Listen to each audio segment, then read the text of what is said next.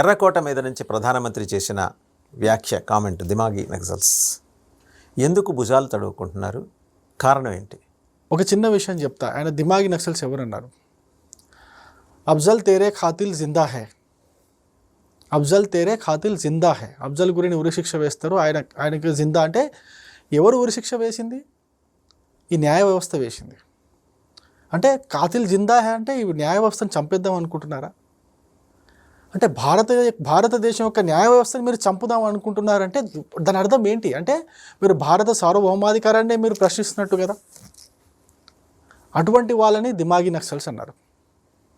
కితనే హిడ్మా మారోగే హర్ ఘర్ సే హిడ్మా నిక్లేగా. ఒక నక్సలైట్ని కితనే హిడ్మా మారోగే అంటే ఇప్పుడు ఆ నక్సలైట్లను మీరు పెంచి పోషించాలని చెప్పేసి చెప్తున్నారా? రాజ్యాంగం ప్రకారము నువ్వు పెన్ను పట్టుకో, గన్ను పట్టుకోకు, నువ్వు మాట్లాడు, తూట పేల్చకు, ఇది కదా చెప్పింది రాజ్యాంగం. మీరు రాజ్యాంగాన్నే మోడీ గారిని మీరు ఉల్టా తిట్టారు కదా, రాజ్యాంగాన్ని మార్చడానికి ప్రయత్నం చేస్తున్నారని అన్నటువంటి ఆ నోళ్ళే రాజ్యాంగానికి వ్యతిరేకంగా పోతున్న వాళ్ళని సపోర్ట్ చేస్తున్నారు కదా. ప్రతి ఇంట్లో నుంచి నక్సల్స్ పుట్టాలా, ప్రతి ఇంట్లో ఒక హిడ్మా పుట్టాలా? కసబ్ ఉరిశిక్ష రద్దు చేయాలని చెప్పేసి ఎంతమంది లెటర్లు ఇచ్చారు మీకు తెలుసుగా.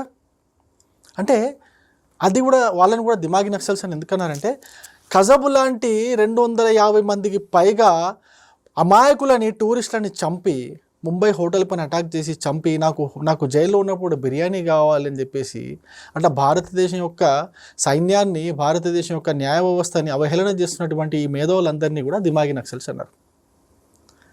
ఆర్టికల్ 370ని రద్దు చేయాలని చెప్పేసి ఆర్టికల్ 370 పెట్టి కశ్మీర్ని భారతదేశంలో పూర్తిగా విలీనం చేస్తే కశ్మీర్లో మంచి వాతావరణం నిర్మించి అక్కడ ఉన్నటువంటి యువకులకు ఉపాధి కల్పించి కశ్మీర్ని ఒక భూతల స్వర్గంలాగా అనుకున్న ఒక కశ్మీర్ని మన దేశ ప్రజలందరికీ కూడా అందుబాటులోకి ఉంచితే కశ్మీర్ని మీరు దేశంలో అభిన్న భాగం అని చెప్పేసి, అంటే కశ్మీర్లో అభిన్న భాగం అని చెప్పేసి మనం అంటే వీళ్ళు భిన్న భాగం, కశ్మీర్ అసలు భారతదేశం భాగంలో కానే కాదని చెప్పేసి వీళ్ళు మాట్లాడుతుంటారు.